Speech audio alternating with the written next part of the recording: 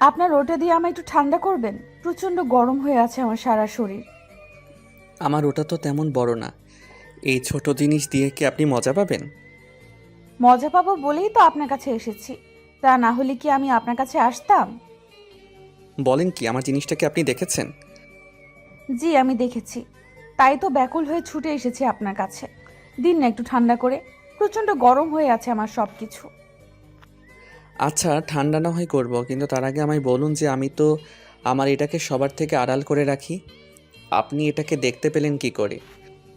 আরে আপনি যখন দরজা খুলে রেখে ঘুমিয়েছিলেন, তখন আমি দেখেছি আপনার লুঙ্গির উপর ফুলে আছে। তখন আমি লুঙ্গি সরিয়ে দেখেছি আপনার জিনিসটা। খুব সুন্দর জিনিসটা। তাই তো ঠান্ডা হতে চলে এসেছি। ওরে, আপনি তো দেখছি ভারী ফাজিল। আমার অজান্তে আমার জিনিসটা বের করে দেখেও নিয়েছেন। আমি তো টেরই পেলাম না কখন কি করলেন। আপনি কি এখন বকবক করে যাবেন নাকি আমায় ঠান্ডা করবেন? এত অধৈর্য হতে হয় না। আমি করছি আপনাকে ঠান্ডা, তবে তার আগে লুঙ্গি খুলে ওটাকে বের করতে হবে তো নাকি? হ্যাঁ, বের করুন। আমি ওটাকে ধরে নেড়ে দেখে খাবো। এই নিন, লুঙ্গি খুলে বের করেছি। এবার যা ইচ্ছে হয় করুন, তবে একটু সাবধানে। এটা অনেক দামি সম্পদ আমার কাছে। কোনো ক্ষতি যেন না হয়। নীল কথাটি শেষ করতেই নেহা নীলের লুঙ্গির নিচে থাকা জিনিসটা নিয়ে ঠান্ডা হতে লাগলো। ভাবছেন লুঙ্গির নিচের জিনিস দিয়ে আবার কেমন করে ঠান্ডা হয়। আসলে নীল অনেক পরিশ্রম করে টাকা জমিয়ে একটা ফ্যান কিনেছে, যেটা কারেন্ট না থাকার পরেও চলবে। নেহা আর নীলের মাঝে তেমন কোনো বিশেষ সম্পর্ক নেই। আসলে নীল নেহার বাড়ির ভাড়াটিয়া। নীল পড়াশোনা করার জন্য এই শহরে আসে। থাকার জায়গা পায়নি বলে নীল নেহাদের বাড়ি ভাড়া নিল। আজ সকাল থেকে নীলের বাড়িতে বিদ্যুৎ নেই। তাই নেহা নীলের রুমে এসেছে একটু গরমের থেকে মুক্তি পাবার জন্য। নেহা নীলের রুমে প্রায় সব সময় আসে। আর নীলের রুমে চিরুনি তল্লাশি করে সব কিছু খুঁটিয়ে খুঁটিয়ে চেক করে। আজও তার বিপরীত নয়। নেহা নীলের রুমে এসে দেখতে পায় তার রুমে একটা ব্যাটারি চালিত ফ্যান আছে। তারপর কি হলো দেখতেই তো পেলেন। নেহা ফ্যানের বাতাস খেয়ে খেয়ে নীলকে উদ্দেশ্য করে বলতে লাগলো, আচ্ছা, আপনি এত সাধারণভাবে চলাফেরা করেন কেন? আপনার পরিবারের লোকজনের অবস্থা কি সচ্ছল নয়? সচ্ছল বলতে আমার বাবা মস্ত বড় বিজনেসম্যান। আমি আপনাদের থেকে কিছু আড়াল করেছি। আমি নিজের বাড়ি থেকে পালিয়ে এসেছি। নীলের কথাটা শুনে নেহা একটু অবাক হলো। কারণ এতকাল শুনে এসেছে যে মেয়েরা বাড়ি থেকে পালিয়ে যায়, কিন্তু আজ নেহা জীবনে এই প্রথমবারের মতো দেখছে কোনো ছেলে নিজের বাড়ি থেকে পালিয়ে এসেছে। নীলের কথা শুনে নেহা বেশ কৌতূহলী হয়ে পড়ল। নীলের সব সত্যি জানার জন্য তার মনের মধ্যে কৌতূহলের সৃষ্টি হলো। নেহা নীলকে উদ্দেশ্য করে বলতে লাগলো, আপনি নিজের বাড়ি থেকে পালিয়ে এসেছেন মানে? হঠাৎ করে নিজের বাড়ি থেকে পালানোর কি প্রয়োজন পড়লো? সে অনেক কথা, সব কিছু তো আর বলা যাবে না। শুধু এতটুকু জেনে রাখুন, আমি নিজের পরিচয় চাই আর প্রচুর লড়াই করতে চাই। তাই এখানে এসেছি। বুঝলাম। তো একটা সত্যি কথা বলেন তো, আপনি কি প্রেম করেন নাকি? না মানে এত সুন্দর একটা ছেলে হয়েও কি সবার মতো আপনি সিঙ্গেল আছেন? সবার মতো মানে? ও, তার মানে আপনিও রিলেশনে আছেন আর সবাইকে বলে বেড়ান যে আপনি সিঙ্গেল? আরে আপনি তো আমার কথায় আমাকেই ফাঁসিয়ে দিলেন। আমি রিলেশন করি নাই কখনো, কারণ আমার মনের মতো ছেলের দেখা আমি এখনো পাইনি। সবাই এটাই বলে। নীল আর নেহা একে অপরের সাথে বেশ মন খুলে কথা বলতে লাগলো। মনে হচ্ছে তারা কোনো অপরিচিত লোক নয়, বরং খুব পরিচিত ও কাছের চিরচেনা মানুষ। একে অপরের সাথে 2 মিনিটের মধ্যে মিশে গেল। নীল আর নেহা অনেকটা সময় গল্প করার পর নীল দেখলো তার কোচিংয়ে যাবার সময় হয়ে গেছে। আর ওইদিকে নেহারও টিচার চলে এসেছে। তাই দুজন চলে যায় নিজেদের কাজে। অয়ন কোচিংয়ে ক্লাস করিয়ে বিকেলের দিকে বাড়ি ফিরল। নীল বাড়ি ফিরতেই ভীষণ ক্লান্ত হয়ে গেল। অতিরিক্ত ক্লান্তির কারণে নীল বিছানায় শুয়ে পড়তে নীলের চোখজোড়া বন্ধ হয়ে গেল। কিছু সময় ঘুম দিতেই হঠাৎ করে কোনো এক নরম হাতের স্পর্শ নীলের নিজের বুকের উপর অনুভব করলো। নীল ঘুমের ঘোরে ভাবছে হয়তো কোনো স্বপ্ন দেখছে সে। তাই নীল নিজের বুকের উপর রাখা নরম হাতটা আলতো করে ধরে নিজের ঠোঁটের কাছে নিয়ে এসে আলতো করে ওই হাতের উপর নিজের ঠোঁট ছুঁয়ে দিল। নরম হাতে চুমু খেতেই হঠাৎ করে নীল টের পেল সেই হাতটা বেশ দ্রুত গতিতে তার হাতের মুঠো থেকে বেরিয়ে যায়। নীল হকচকিয়ে ঘুম থেকে লাফিয়ে উঠে পড়তেই চমকে যায়। নীল দেখতে পেল এটা কোনো স্বপ্ন নয়, বরং তার সামনে দাঁড়িয়ে আছে নেহা। নেহাকে এমনভাবে দেখতে পাবে সেটা নীল ভুল করেও ভাবতেই পারেনি। নীল কাঁপা কাঁপা গলায় নেহাকে উদ্দেশ্য করে বলতে লাগলো, আরে আপনি আমার রুমে হঠাৎ করে কি জন্য? কেন আপনার রুমে কি আসা যাবে না? আর আপনি আমার হাতের উপর চুমু খেলেন কেন? না মানে আমি ভুল করে আপনার হাতে চুমু খেয়েছি। আমি তো ভাবছিলাম হয়তো কোনো অপরূপ সুন্দরী নারী আমার স্বপ্নে এসেছে, কিন্তু ভুল করেও এটা ভাবি নাই যে স্বপ্ন না, সত্যি সত্যি আপনি আমার রুমে এসেছেন। সরি, হ্যাঁ সরি। মানে আপনি কি বলতে চান আমি অপরূপ সুন্দরী নারী না, আমি কুৎসিত? আরে না না, আপনি কুৎসিত হবেন কেন? আমি তো সেটা বলতে চাইনি। আমি তো থামুন মিস্টার, আমি বুঝতে পারি সব। আপনি ইচ্ছে করে আমার হাতে চুমু খেয়েছেন, আপনি একটা পচা লোক। আরে কি করে আপনাকে এখন আমি বিশ্বাস করে আমি ভুল করে কিস করেছি? আপনাকে চুমু খাওয়ার কোনো ইচ্ছা আমার নাই, বিশ্বাস করুন প্লিজ। হ্যাঁ সেটা থাকবে কেন? আমি তো আর অপরূপ সুন্দরী নারী না যে আমায় চুমু খাওয়ার ইচ্ছে করবে আপনার। আমি তো একটা কুৎসিত মেয়ে, আমার দিকে ভালো করে তাকানোই যায় না। হায় আল্লাহ, আমি এ কোন বিপদে পড়লাম! কিস করলেও দোষ, না করলেও দোষ। আচ্ছা যাই হোক, আমি সত্যি দুঃখিত। আমায় ক্ষমা করে দিবেন প্লিজ। এই কথাটা আপনার বাবাকে বলিয়েন না, তাহলে আমায় এই বাড়ি থেকে আউট করে দিবে প্লিজ। না না, আমি সবাইকে বলে দিব আপনি আমায় জোর করে কিস করে আরো উল্টাপাল্টা অনেক কিছু করতে চেয়েছেন। আপনি একটা খারাপ লোক। কি এত বড় মিথ্যা কথা বলতে আপনার মুখে আটকাবে না? না, আমার কোথাও আটকাবে না, বুদ্ধু একটা।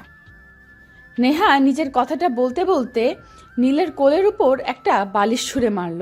নীল বোকার মতো ড্যাব ড্যাব করে নেহার দিকে তাকিয়ে থাকলো। নীল কোনোভাবেই বুঝতে পারছে না এই নেহা হুট করে এমন ব্যবহার তার সাথে কেন করলো। আর কিস করার পর তার চোখে মুখে কোনো রাগ দেখতে পেল না নীল। নীল ভাবছে তবে কি নেহা ইচ্ছে করে এমন করে নীলের বুকে হাত রেখেছিল যাতে করে নীল তার হাতে চুমু খেতে পারে? না, নীলের মাথা কাজ করছে না।